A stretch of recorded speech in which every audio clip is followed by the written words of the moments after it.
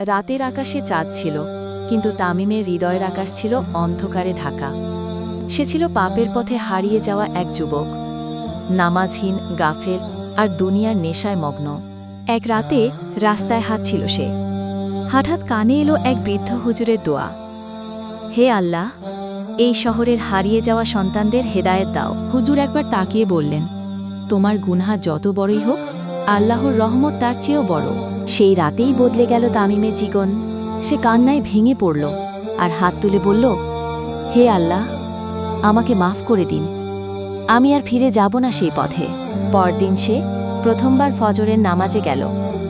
হুজুর তাকে বুকে টেনে নিলেন, বললেন, আল্লাহ তার বান্দাকে ফিরিয়ে দেন না, তুমি ফিরে এসেছ, এটাই সবচেয়ে বড় সৌভাগ্য। ভিডিওটি ভালো লাগলে ও এ ধরনের ভিডিও দেখতে হলে অবশ্যই আমাদের চ্যানেলটিকে সাবস্ক্রাইব করুন, লাইক, শেয়ার, কমেন্ট করে পাশে থাকুন।